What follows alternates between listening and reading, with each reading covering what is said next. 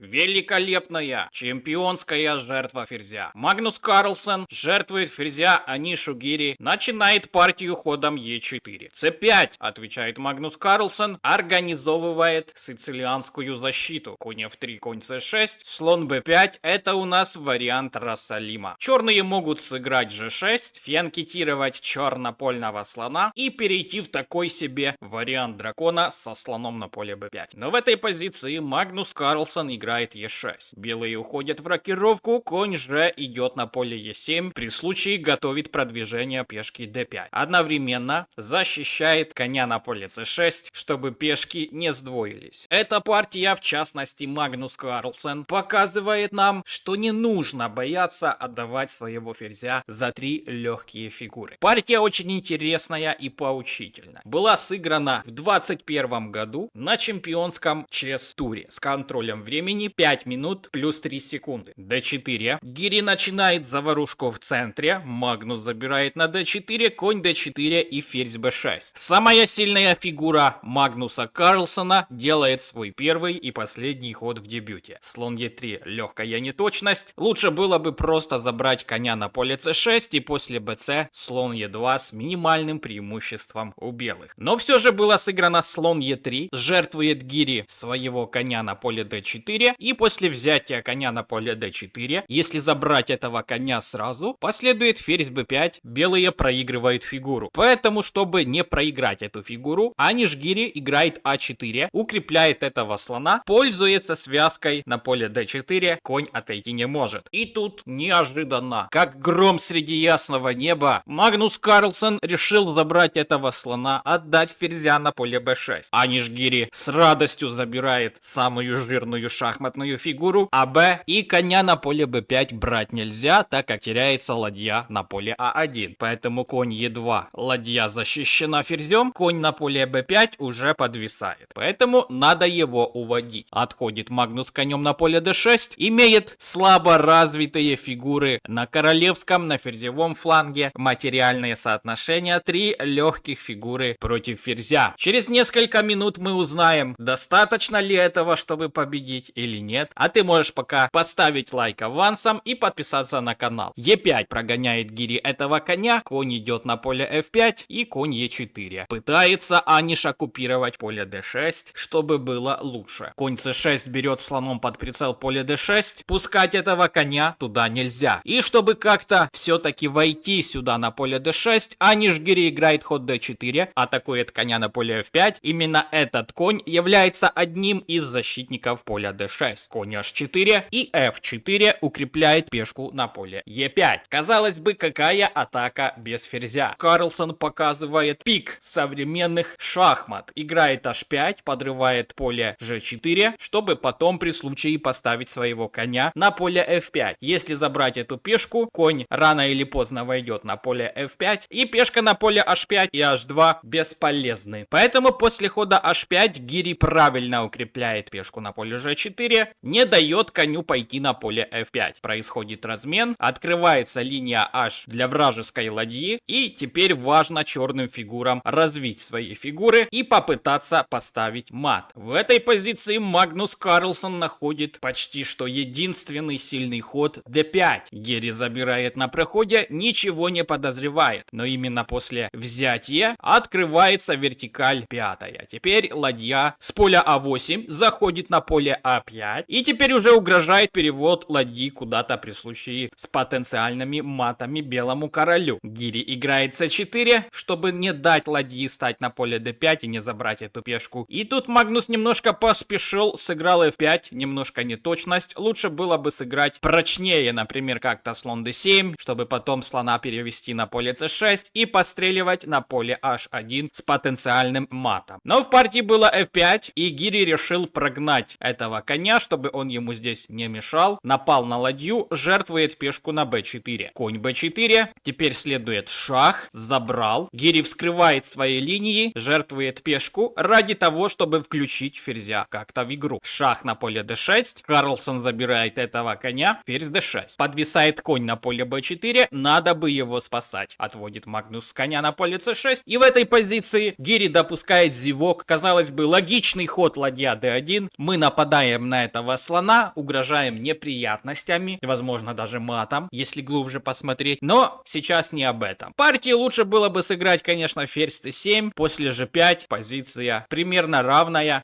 игра на 3 результата. Но все же после ладья d1 у Магнуса находится красивейший точный ход слон c8. Слон себе тихо, спокойно отошел, и теперь поле d7 недоступно, а конь в свою очередь держит поле d8. Не дает белому ферзю туда протиснуться. Итак, в партии было g5. Пытается Анишгири как-то заасфальтировать свою пешку на поле g6, чтобы где-то при случае сыграть ферзь c7 и поставить вот здесь какой-то шах с потенциальным матом. Магнус отступает этим конем на поле g6, и получается позиция с преимуществом у черных. Черным осталось как-то доставить своего слона на поле c6 и угрожать матом. Ладья f2 играет Гири, чтобы как-то защититься от потенциальных нападений на поле h2. Король уходит на f7, и Гири дает шах на поле e7. Конь закрывается, конь e7, ладья d8. Хотя бы одну ладью разменять, слон белопольный не играет, поэтому размен можно провести. Происходит размен на поле d8, ладья a4, начинают падать пешки белых. Ферзь c7 как-то защищается Гири, сохраняет контроль на поле c4, и Магнус в этом моменте решается развить своего слона, жертвует пешку, Гири его забирает, и слон e6. Последняя фигура, которая до сих пор стояла не развита, наконец-то вступает в бой. И эта фигура скажет решающее слово. Ферзь b7 отыграл Гири одну пешку, но тут же потерял на c4. Ферзь b6, еще одна пешка упала. В конечном итоге Магнус получил 3 чистые фигуры за своего ферзя. Конь e5 забрал пешку на e5, уже угрожают неприятные шахи на поле g4, конь d5. Сейчас этому ферзю не поздоровится. Ладья e2 легонько связывает этого коня, чтобы на e6 как-то пробить ферзем. Но черные имеют хороший ресурс защиты. Сначала нападаем на ферзя, берем под контроль слона на поле e6, и после того, как ферзь отступит на e3, у Магнуса есть ход конь 5 g6, король h2, слон c4 и ладья b2. Потихоньку, ход за ходом, Магнус наращивает свое преимущество. Ферзь отступает на поле f3 и ладья e4. Позиция белых выглядит безнадежной, но Гири не опускает руки, играет еще 20 ходов. Ладья b7, слон e6, дальше в партии последовала король g1, шах, потерял последнюю пешку Гири на поле g5.